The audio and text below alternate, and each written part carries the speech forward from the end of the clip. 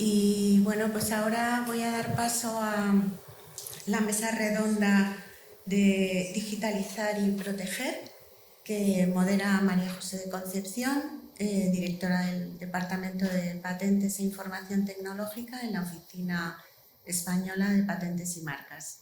María José, muchas gracias, Isabel.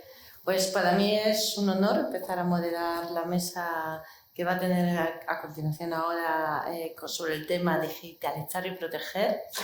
Hemos visto, y ya si os habéis ido dando cuenta, lo hemos ido hablando a lo largo de las mesas anteriores, a lo largo de la mesa que ha moderado Perio, hemos querido unir cada mesa con un objetivo de desarrollo sostenible para que fuera el hilo conductor de todas las mesas. En esta también nos hemos centrado en el objetivo 9, en el objetivo de desarrollo sostenible, sobre todo para aumentar el acceso a la tecnología, a Internet, a las telecomunicaciones, hacer una sociedad más sostenible, mejor comunicada, con mejor acceso para todos, más justa también en este sentido, y dentro de todos los retos que se nos planteaban a la hora de elaborar esta mesa, pues era el papel de la propiedad industrial en este sector tecnológico, cómo está la situación de las empresas españolas en la actualidad ante el reto de la digitalización e incluso si el término digitalización lo entendemos todos de la misma manera.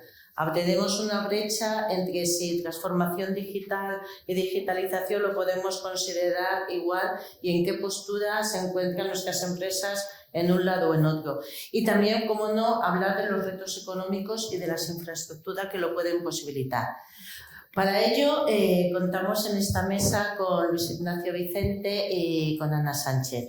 Me gustaría, Luis Ignacio es doctor en físicas, Ana es ingeniera de teleco, los dos han centrado su trayectoria profesional en el mundo, ya no voy a decir que ciencia de tecnología, que me pegan, si lo digo por aquí, en el mundo del ecosistema de la innovación y sobre todo en la gestión de, por ejemplo, en el caso de Ana, gestión de proyectos, tanto en el sector público como en el sector privado, y Luis Ignacio representándose desde su paso por Telefónica en temas de propiedad industrial como en LES, España-Portugal, como en Pons, con empresas de robótica, siempre, en el foro también, pues, innovadoras con Carmen y con Paco, pero siempre ellos están aquí porque leas lo que leas de ellos o busques en Internet cualquier aspecto relacionado con su currículum, vas a encontrar gestión de proyectos, vas a encontrar un paso más allá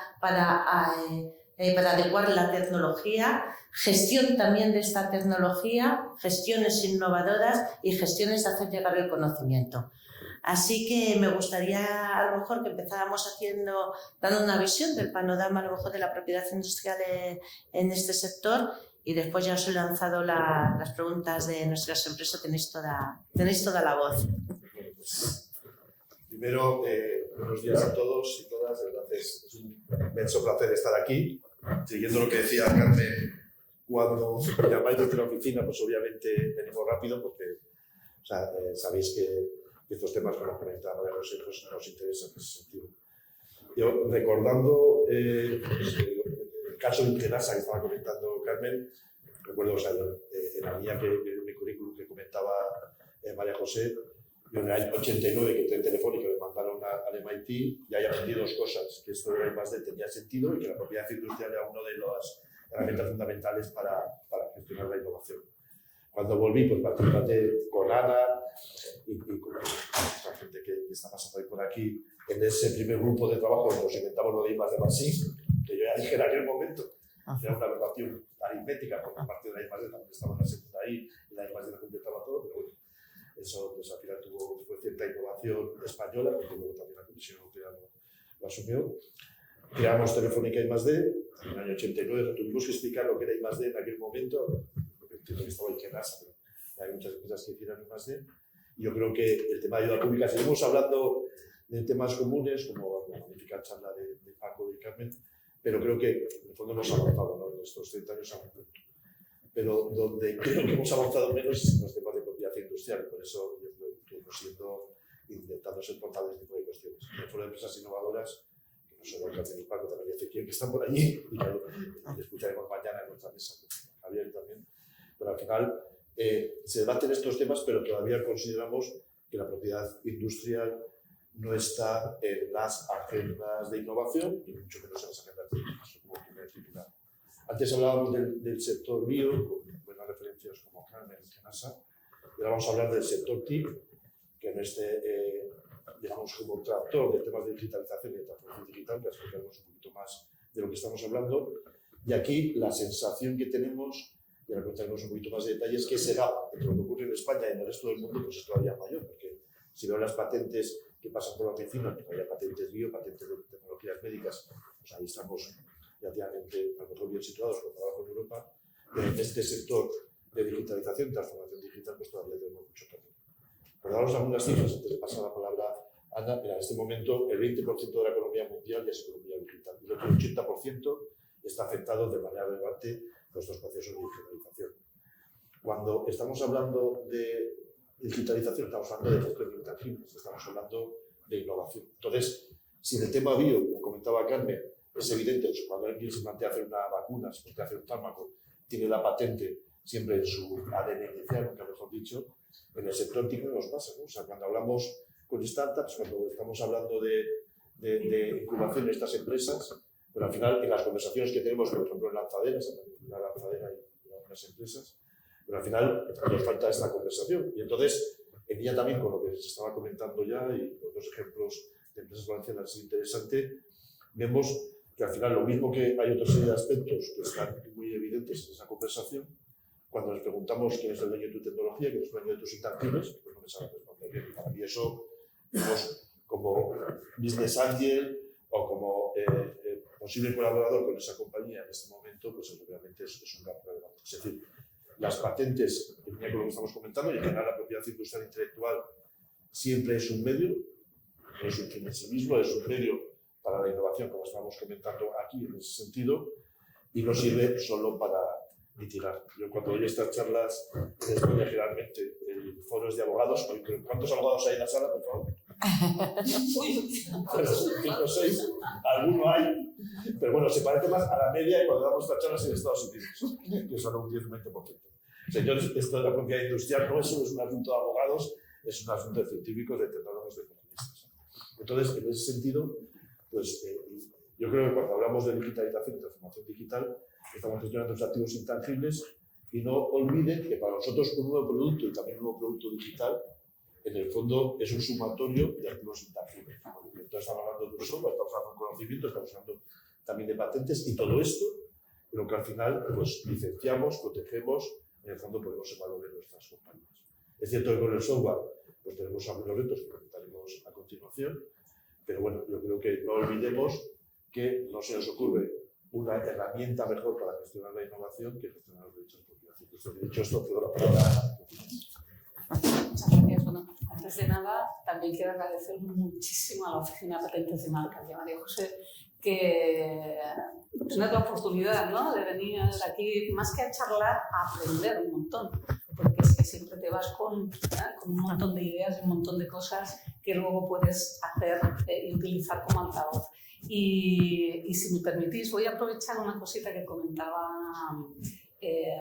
Carmen, porque hablabas de personas, y sabes que yo soy una enamorada también de las personas y de la transferencia de tecnología, no, ya no puedo decir eso, antes lo decía, ya no. De la colaboración, voy a decir de la colaboración, porque en el fondo is all about people, como decimos, ¿no? Toda la innovación, cualquier empieza, se desarrolla y acaba en personas. Entonces, yo creo que es la clave en todos estos temas. Y las personas nos movemos por confianza, ¿no? Y hay herramientas que nos pueden aportar esa confianza, ¿no? En este caso, pues las patentes son una herramienta de generación de credibilidad y de confianza, además de asegurar ciertos temas.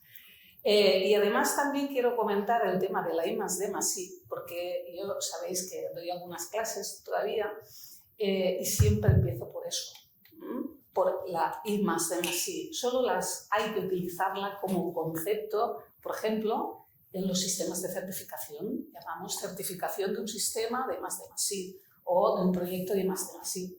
Pero como concepto de trabajo estamos estamos hablando entonces de un modelo lineal de innovación, pero ¿de qué hablamos, no? Entonces sí que es cierto que hemos hecho mucho daño con ese intentar hacer de forma sencilla y hablar de forma sencilla de la innovación disruptiva que viene de la I+D y la innovación pues, incremental, continua, que proviene de otros lados. Pero bueno, nos es muy fácil, ¿no? Siempre tendemos a reducir nuestras charlas y ahí pues, la I+D+I sí ha hecho creer a muchas organizaciones que no eran capaces de innovar porque no hacían I+D.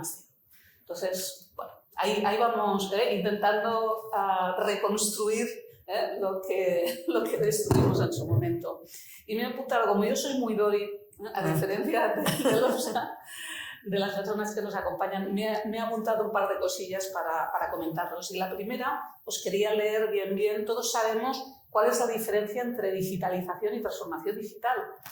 Todos los que estamos más o menos involucrados en eso, pero hay muchas empresas, muchas organizaciones ahí fuera que confunden esos conceptos. Y es importante tener claro y ayudarles a ver en qué están trabajando, sobre qué están innovando. En el caso de la digitalización, en un grupo de trabajo que tenemos en la Escuela de Ingenieros, decimos que la digitalización es la implementación de procesos con herramientas, ¿vale?, digitales, ¿vale?, y desarrollar lo manual en digital. Y en cambio la transformación digital va mucho más allá. Hablamos de implementar esos procesos, pero generando un cambio en el modelo de negocio, con ayuda de las herramientas digitales. Entonces, es muy diferente una cosa de la otra. Tú puedes tener un proceso y lo digitalizas, pero lo estás haciendo igual.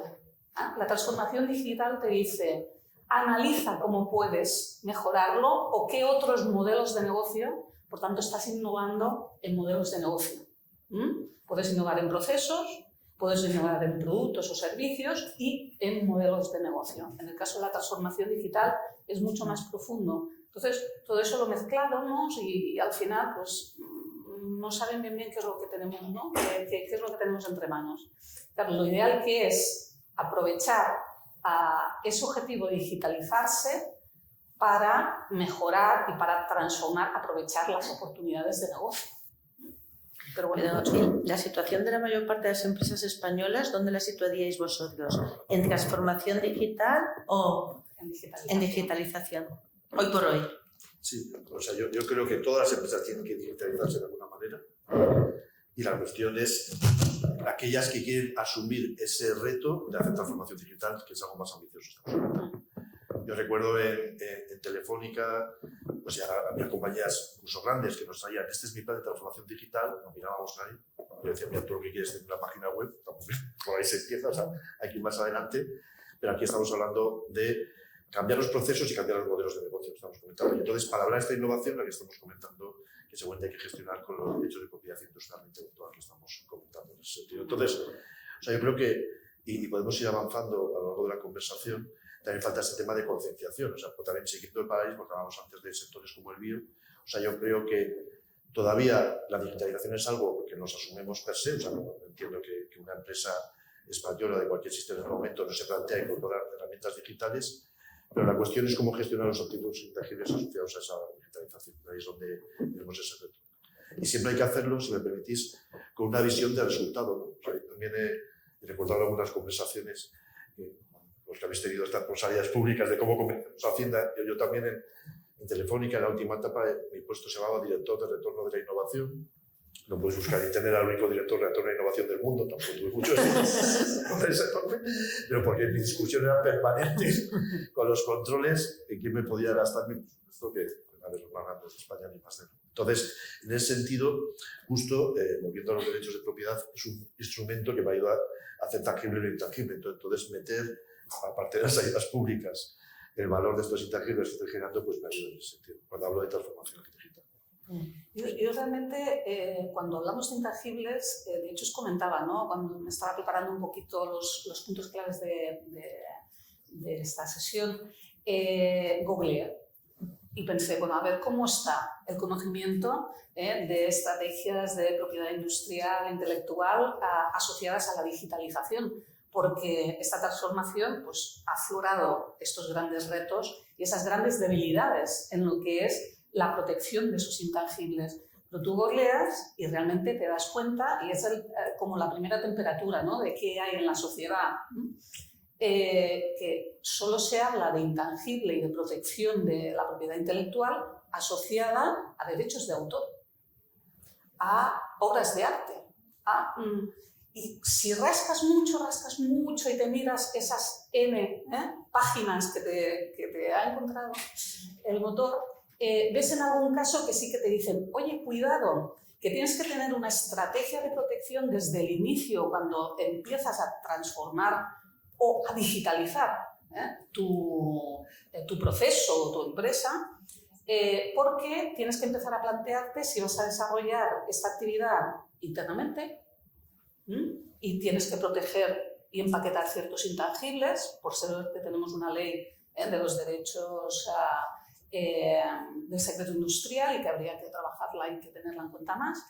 Si vas a subcontratar a alguien, porque a ver cómo gestionas esa cesión de derechos, o si vas a implementar esa digitalización con herramientas ya comerciales. O sea, son tres casos totalmente diferentes y que requieren de una visión holística de la gestión de la propiedad. Claro, yo desde ese punto de vista creo que es una cuestión también cultural, ya que lo estamos comentando, ¿no? O sea, fijaros, ahora vimos además de la aprobación la semana pasada de la ley de startups, está bien, todo mejorable, pero bueno, no deja de ser un paso adelante.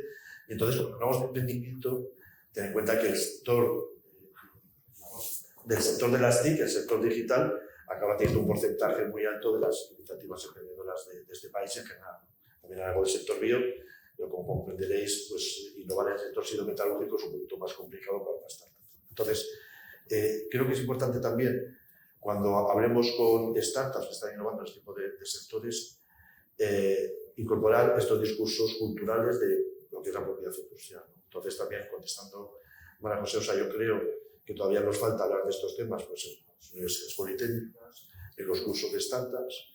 También, y es algo que comentábamos esta mañana también con Francisco y Carmen, creo que también es necesario incorporar la propiedad industrial, incluso en las ayudas públicas. También yo creo que, en un momento he oído a Ezequiel, es decir, tiene que valorarse positivamente tener patentes también en este sector, o que ahora mismo que tenemos los PERTES encima de la mesa, General Fund of Next Generation, pues algo muy simple, se valore la creación de tecnología propia, como mínimo europea, pero que no se utilice el dinero de los fondos Next Generation para comprar tecnología, digamos, no generada, al menos en nuestro continente. Y en ese ámbito, y permíteme también un poquito más allá, ¿qué ocurre en nuestro sector? Pues al final gestionar las patentes o gestionar la propiedad industrial en nuestro sector obviamente es mucho más complejo, porque pues, cuando tenemos un fármaco tenemos una patente, cuando tenemos alguno de las invenciones que nos describía Carmen. Claro, para nuestro sector tenemos dos retos importantes. Primero, tenemos miles de patentes. Suelo decir en esta charla que un teléfono, un móvil, está involucrado en unas 100.000 patentes, ¿no? O sea, fijaros que tenemos ahí 100.000, o sea, si lanzo un nuevo producto tengo que estar seguro, si pago licencias de 100.000, o sea, jugamos otro tipo de cuestiones. Muchas de esas patentes, en un porcentaje altísimo, a lo mejor un 80 o 90%, están basadas en software. También otro de los mantras de este tipo de discursos es que se dice, el software no se patenta. Hombre, lo patento el código como tal, de la misma manera, pues que a lo mejor no protejo pues, la edición 25 de una novela.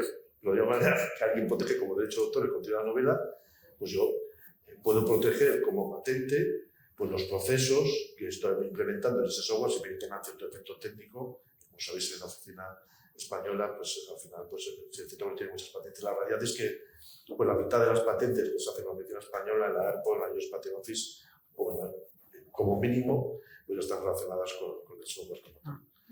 Y ahí, en ese punto, o sea, yo creo que además, cuando hablamos de estas patentes implementadas en un ordenador, patentes de software, estamos hablando de patentes que valen pues, millones o decenas de millones de euros si las asociamos a los determinados estándares de comunicación, ¿no? Lo que llamamos patentes esenciales. Es decir, si yo estoy promoviendo que una empresa española esté generando ese tipo de tecnología, estamos hablando ahora específicamente del sector TIC, pues alguien me tiene que decir, pues, antes de que lleguen a los fondos de inversión, que proteger la tecnología que está desarrollando de una manera adecuada, pues obviamente le va a dar mucho valor. Y si me permites añadir previamente, con el hilo que habías comentado, de esa difusión, ese conocimiento sobre todo esto, sí que hay una de las cosas que comentábamos, es que tenemos una serie de buenas prácticas, de estándares internacionales, que de hecho fuimos pioneros aquí en España, y no sabemos sacar pecho de esas cosas, es que al final,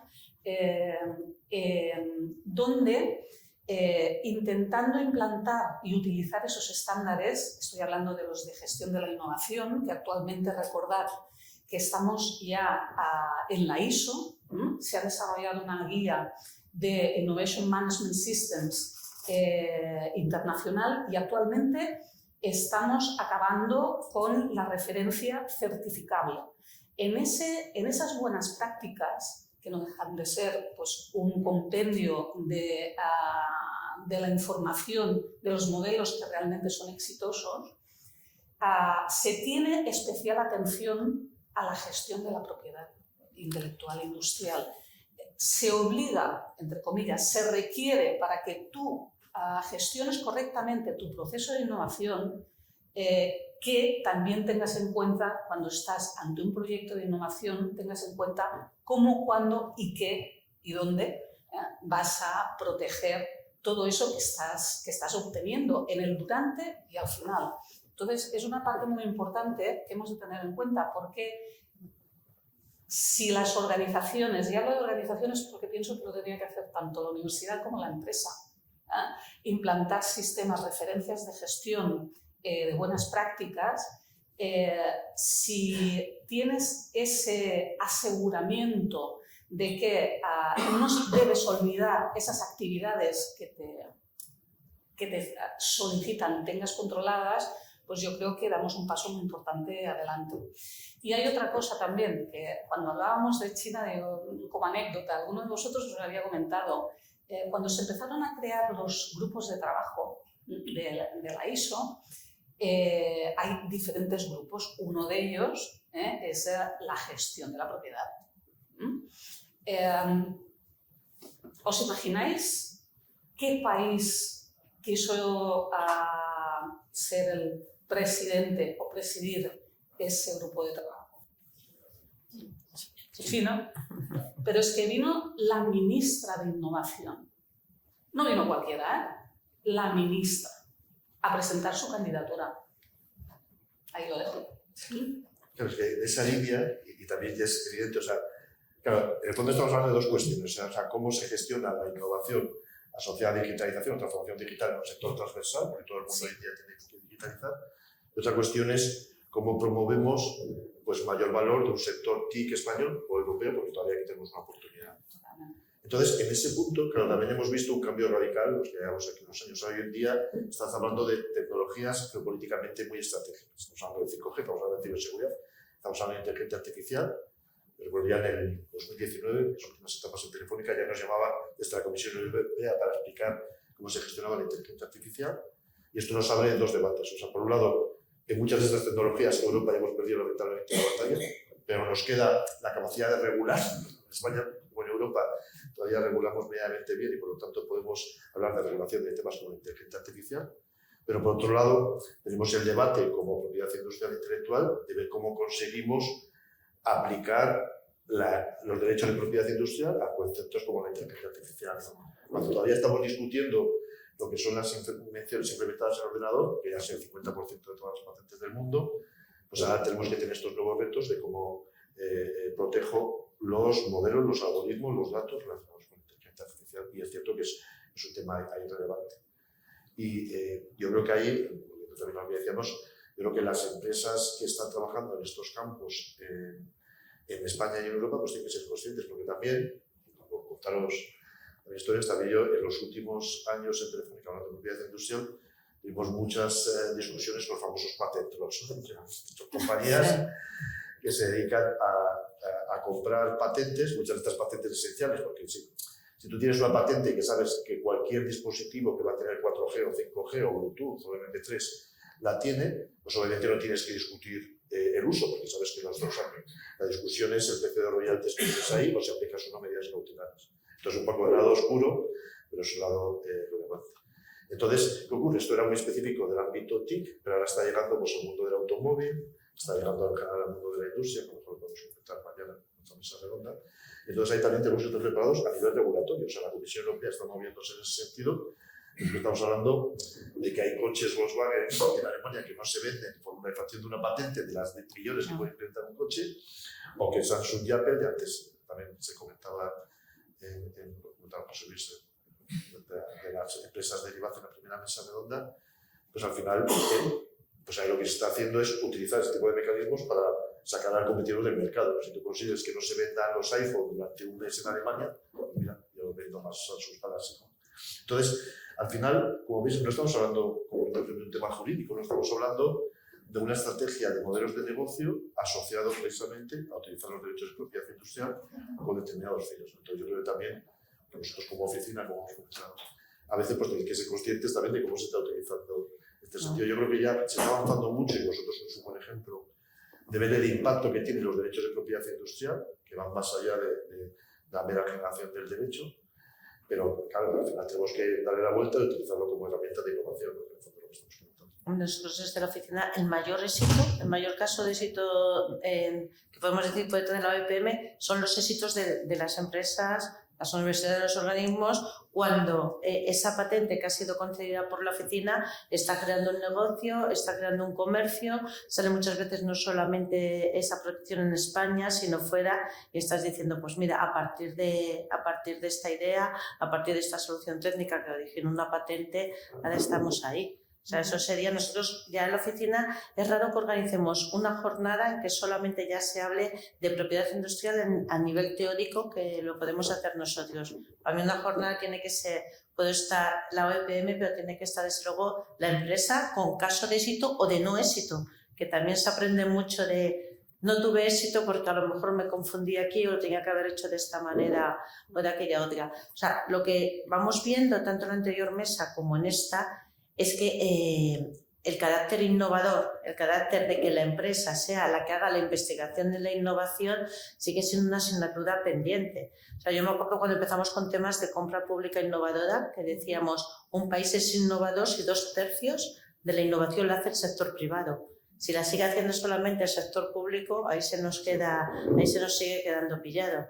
Y es en el sector de digitalización también, yo creo que lo que decía antes Luis Ignacio, de crear también esa cultura de gestión de los intangibles, pero también aplicados en ese sector, lo que yo, por lo que os voy oyendo y hemos hablado previamente a la mesa, tenemos ahí el punto. Interesante lo que comentas, María José, es, claro, ten en cuenta que otro tipo de sectores, como el propio sector bio, digamos, el peso de la I+D pública en este país es muy grande. O sea, se puede decir que es un porcentaje altísimo. En el tema TIC podemos tener el BSC de Valero, que comentaba antes Carmen, podemos tener el CAR, el efecto de robótica de FASI, de García Armada, que la monitora europea, etc.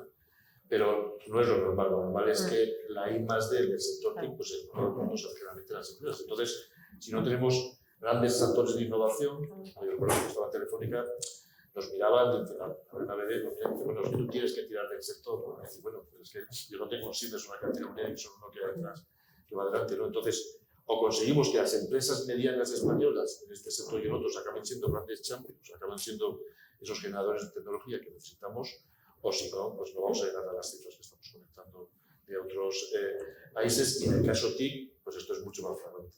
O sea, si cumpliéramos el porcentaje de patentes TIC que tienen pues, la mayoría de países europeos, yo creo que estaríamos ya llegando pues, por lo menos a 2/3 partes de esos impactos. Y yo creo que además, claramente, con el uso de tecnologías punteras y asociadas a las TIC que pueden generar nuevos modelos, está claro el impacto de la protección, eso no hay duda. Lo que pienso, y no sé si el resto estáis de acuerdo conmigo, en que las empresas no son conscientes de ese otro saber hacer, no desarrollar tecnología, sino el digitalizar pues, sus procesos comerciales o ya no transformar. Estoy en la parte de digitalización, donde ahí pueden tener una ventaja competitiva bestial respecto a sus competidores, que los pueden poner en manos de un subcontratado o incluso pues, de sus propios trabajadores que mañana pueden estar en la competencia. La importancia de realmente proteger ese saber hacer.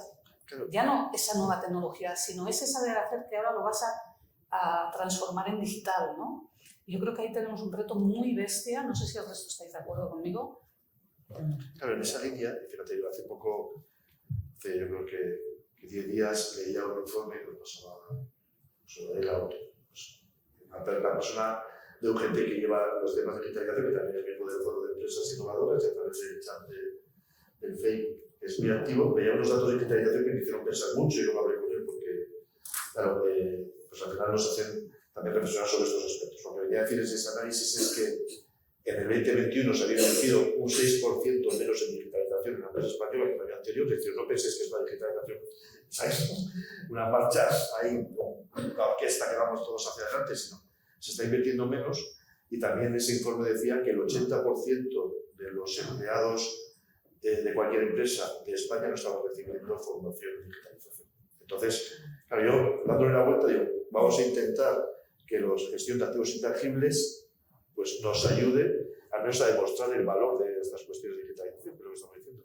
Cierto que hay que dar ahí una vuelta, pero o sea, cualquier ayuda para demostrar este retorno de lo que estamos haciendo en esta inversión es relevante, porque también os digo que no todos los procesos de digitalización son exitosos. O sea, al final, muchas veces nos centramos en la propia tecnología y nos olvidamos de los procesos, nos olvidamos de las personas una vez más y pensamos que por tener un SAP pues ya la empresa ha cambiado radicalmente, cuando también mi pequeña experiencia, mi gran experiencia tanto telefónica en la ABB y porque ahora mismo también puedo ver como consejero de PONS, es que obviamente cuando estás incorporando tecnología, cuando estás innovando en el fondo, pues al final la primera reacción del empleado normal es un poco de rechazo, ¿no? Porque está poniendo tu status quo, está incluso peligrando tu puesto de trabajo. Entonces, bueno, esto de la IoT es muy bonito. Sí. Yo estuve creando el centro de Telefónica y más en Chile, pero tardé un mes en darme cuenta que lo que hacían los empleados de las mineras, o sea, era romper los sensores, porque estábamos controlando su actividad. Una amenaza. Entonces, claro, al final este tema de cultura también llega hasta ese punto.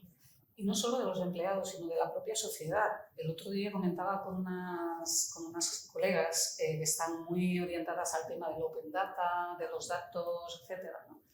Que está llegando incluso el momento en el que a los que antes eran héroes, la sociedad los está tachando como terroristas, ¿no? ¿Qué van a hacer con mis datos? Hay una falta de confianza en las herramientas digitales, sí, que hay que gestionar, porque it's all about people. Si la gente no está de cara y no consigues que cambien tanto empleados como la propia sociedad, ¿no? Aquí mencionas lo de los datos. Yo hace poco me leí un artículo tuyo en una participación que has tenido en alguna reunión, en algún congreso, y hablabas también del tráfico y la comunicación de los datos personales y no personales y del porcentaje que suponía cada uno y cómo realmente eso iba a ser también una revolución en ese manejo de datos, ya no en el futuro, sino ya casi en el presente actual.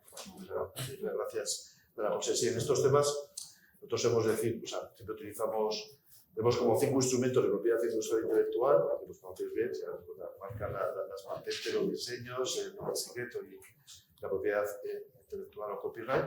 Y en el caso de digitalización, al final tengo que poner el foco como mínimo pues, en el software, hemos comentado también ahí pues, todo relacionado con el propio know-how, pero los datos acaban siendo un activo muy importante, ¿no? ¿Y qué pasa?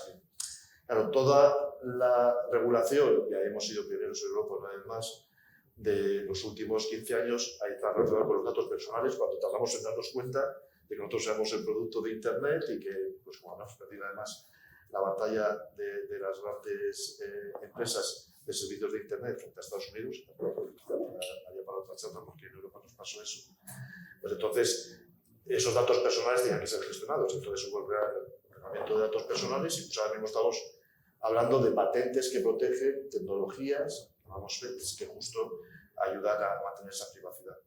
Pero a nivel industrial, obviamente, los datos que nos interesan serían datos no personales, son datos de las máquinas, son datos de uso pues, de transporte público en un momento determinado.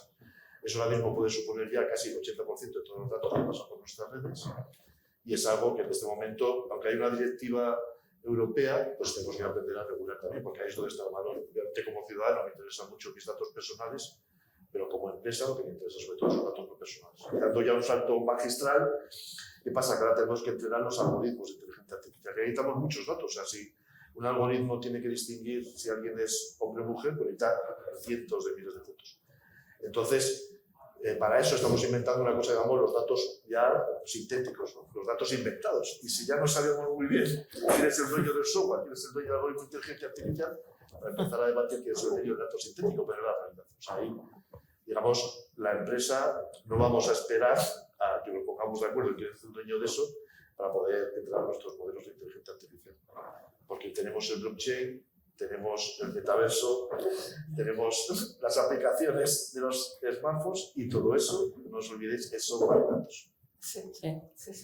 Pero eso es fácil de proteger porque afectan, ¿no?, a una variable física, ¿no?, que es lo que comentábamos el otro día, que es uno de los problemas para proteger estos softwares que tienen que actuar sobre una variable física. Eso también hay que explicarlo. Entonces, los que no actúan sobre eso, ¿opináis que, ahora os lanzo yo una pregunta, mira, yo ya me vengo arriba y les lanzo, que deberían trabajar sobre pues ese secreto empresarial y empaquetarlo y protegerlo también? Es que a lo mejor no llega a ser ni una invención, entendida como invención. O sea, el que haya unos datos y haya un software no siempre tiene que estar condicionado a que vaya a ser una respuesta técnica. Claro. Puede ni siquiera no ser una invención. Claro. Claro, O sea, eso sería lo primero que yo tendría en cuenta, claro.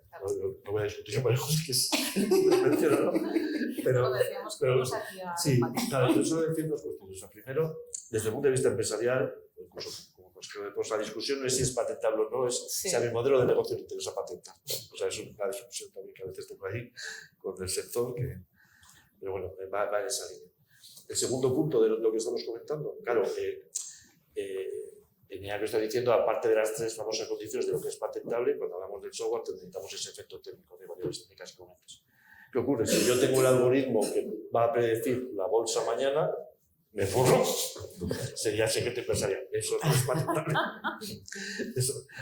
Pero claro, otras cuestiones sí me interesan. Para que, como comento, este es un sector tan complicado de gestionar que a veces, aunque sea patentable, pues tengo que ver exactamente, como comentaba antes Paco Marín, cuál es el efecto que tengo de esa patente, porque tener una patente es... Y yo ahí, también, yo lo estaba saliendo en la anterior mesa y ahora, no olvidéis, os voy a decir, litigios de patentes en España hay pocos. Podemos decir 30 en el mejor de los casos.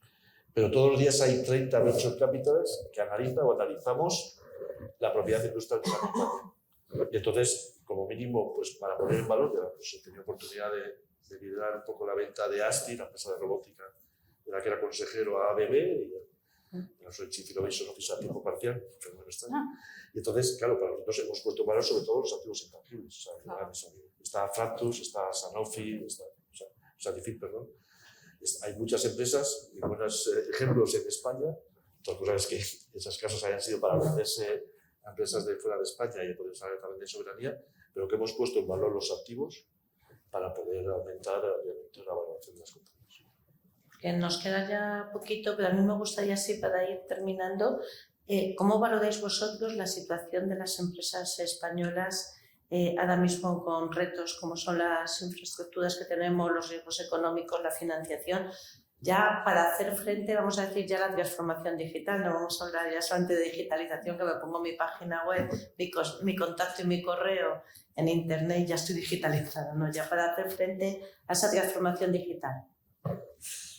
Bueno, yo creo que más o menos hemos iniciado el discurso con eso, ¿no? Con que vemos que hay todavía muchísimo que hacer, que con todo y que con infraestructuras Estamos muy bien a nivel de país, ¿no? Porque la infraestructura de comunicaciones es buena. La inversión, de hecho recuerdo, no lo he recogido, pero recuerdo cuando hicimos el informe de soberanía, identificamos lo que tú habías comentado, que por países, lógicamente, quien más invertía en TICs era China, ¿no? Seguida de Estados Unidos y tal, pero nosotros estábamos a la cola total.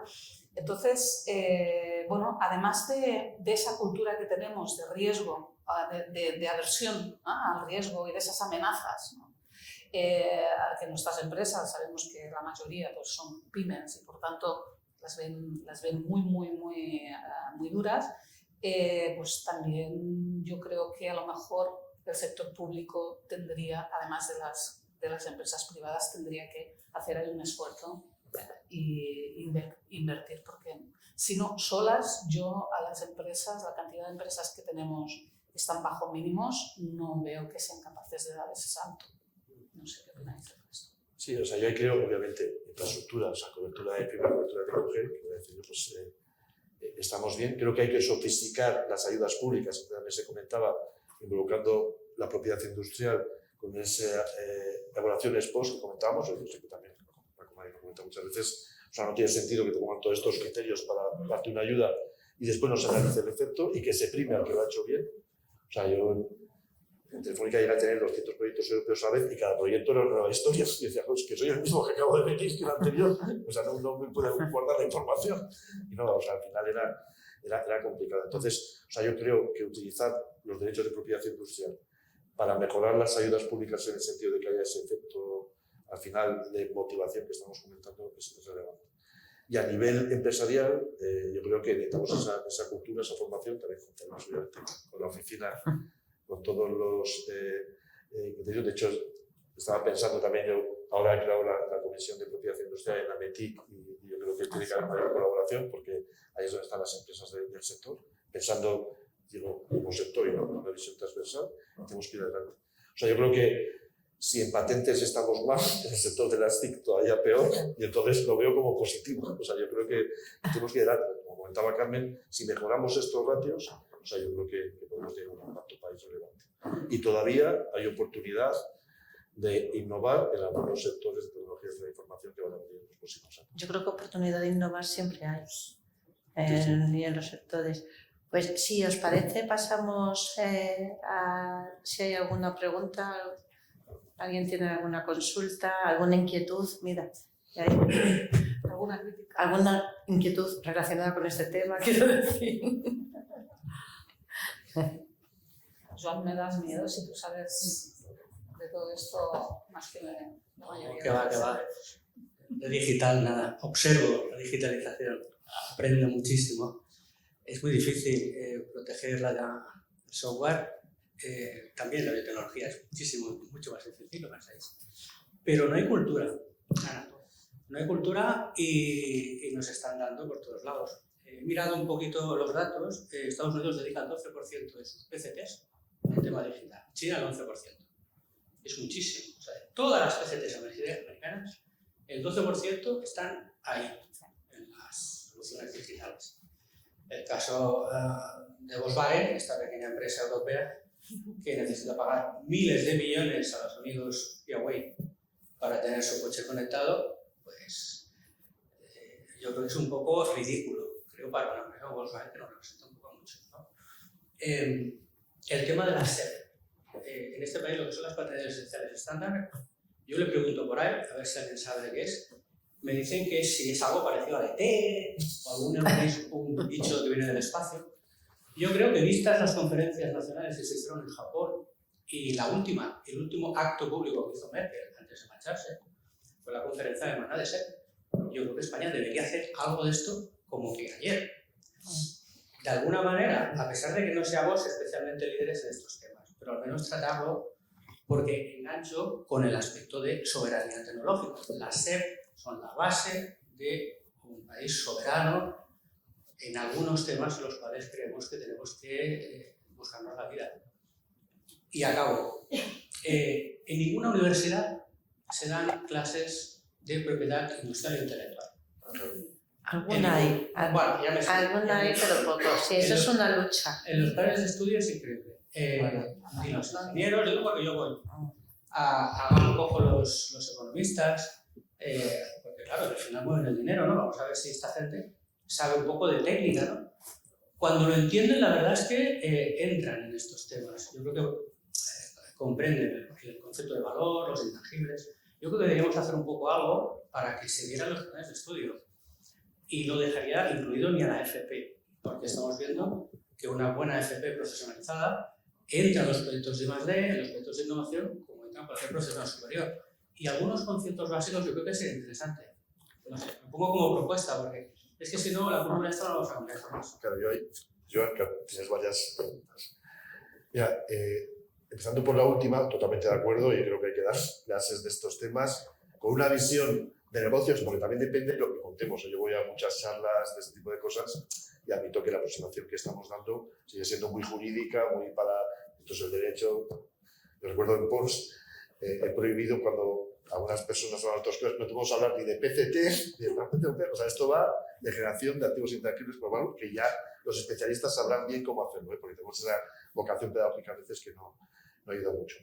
Entonces, con ese punto de vista, o sea, yo sí creo que ahora es una asignatura fundamental y de la misma manera comentaba, mira, se nota mucho ahora mismo con la digitalización que los nativos digitales están llegando a las empresas, entonces esa gente lo tiene en su ADN, entonces parte del proceso va a venir porque esa gente ya se ha nacido con el ADN, entonces pues tenemos mucho aprendido.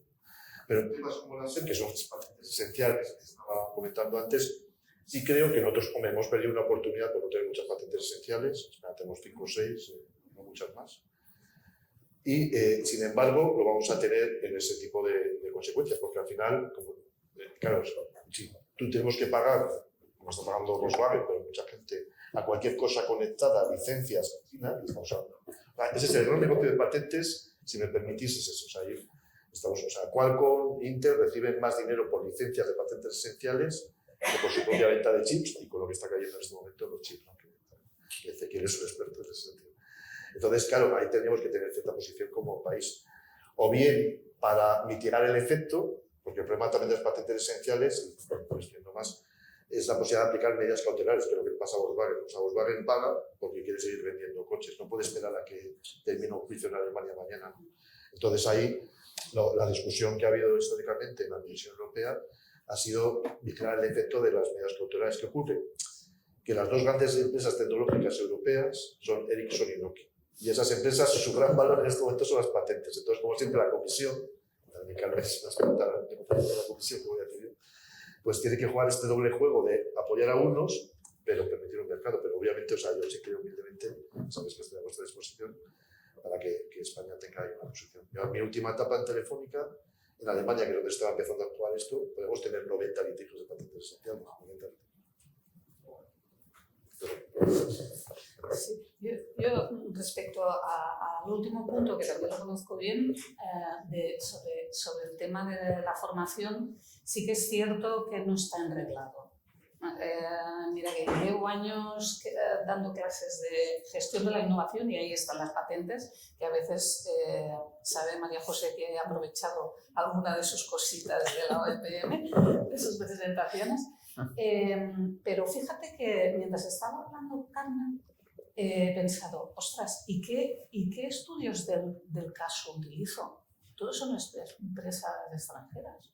Y tenemos aquí un caso bestial donde podrían disfrutar un montón, igual que Ingenasa, seguro que hay algunas otras, o incluso Telefónica. Pero creo que también tendríamos que hacer un esfuerzo de capitalizar lo que tenemos dentro. Y no lo yo sí que bien. hago una cuña comercial. En nuestra página web podemos encontrar las publicaciones de casos de éxitos de empresas españolas en patentes, modelos, diseños y marcas. Gracias por su atención. Pues eso lo tenemos que aprovechar. Clase de utilidad, muy bien. Vamos por buen camino. Sí, porque en Ametí estamos buscando aviadores, uno de ellos es Premo, gracias. Y entonces, en ese sentido, o sea, yo creo que hay que publicar por el ejemplo, o sea, con la presentación que han hecho. Claro, sí. Tiene mucha experiencia. Pues, sí, tendríamos que hacer un librito de... Los tenemos. de estas grandes empresas que tenemos, que podrían haber más, pero tenerlas tenemos. Claro que sí. Pues si no hay más preguntas y para cumplir con el horario propuesto, muchísimas gracias a los dos y ha sido un auténtico placer.